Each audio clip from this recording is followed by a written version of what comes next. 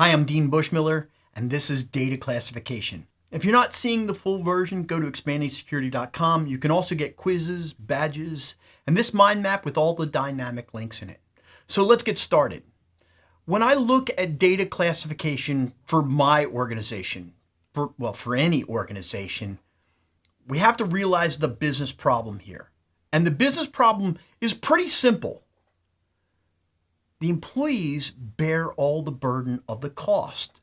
They've got all these controls that are going to slow down their workflows, and they really don't like that. They want to get their job done and move on with what they're doing, and all the value for classification is received at the organization level. So usually in commercial entities, we've got this weird struggle going on when say, hey, why do we need to go ahead and deal with personally identifiable information? And usually what I say is, what happens if it was yours? And that kind of, oh, I understand now, and people get it. Now, where we see a lot of this stuff happening today, where it works really well, is in mandatory access control systems. Now, in commercial entities, you don't see this at all.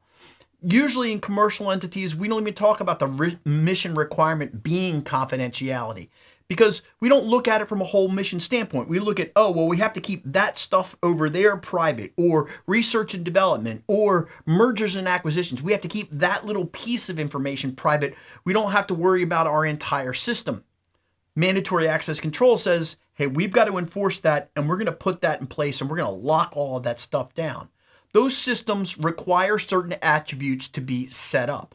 One of them is things are set up by the owner and they're defined by the owner, but then the system enforces them. Have you ever had that manager that comes to you and says, hey, I want you to not use wireless, and then you see them in their office and they're using wireless? Or they say, hey, I want you to go ahead and make sure that you go through all these classifications process and that you don't communicate on an unapproved application somewhere. I don't want you to do any of those things. And then we go and set up a system so that nobody does that. And they say, but I'm special. I'm going to have to change the system at this point. Also, one of the key attributes of mandatory access control is this construct of labeling, which I'll talk more about later on. Now, the purpose of labeling itself is to enforce the policy that everybody knows what's going on. The emphasis is on confidentiality. And what this does is something amazing when it comes to protecting our assets. It directs the budget, but it does it in order of magnitude. So let's say that we had two labels here. Let's say that we had personally identifiable information and then we had public information. I know we have more than that, but those two.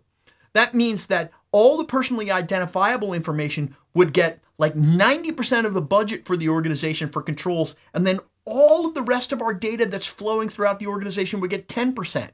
That doesn't feel very good, but that's how important that data is, and that's how we tell its importance, is by putting a lot of money behind putting those controls in place. Now, this will help us do risk management long term, because as we label things, then people start learning, hey, I need to really protect this information. It's really important. Now, this is only one component of our entire program, but we have to realize that it's a big component that happens a lot for us. Now, the military is really good at labeling, really good at mandatory access control, and the rest of us, we're just not. We're just not really good at that. Okay, so what is this process? Well, in a nutshell, the process is identifying all of our information types, determining the security objectives, assigning impact levels, categorizing and labeling the data, defining the handling requirements for all that different data, reviewing and updating the classifications if it's actually necessary, and then integrating all of that into our programs as necessary. So that's the start of things. I hope you'll join me for the entire presentation.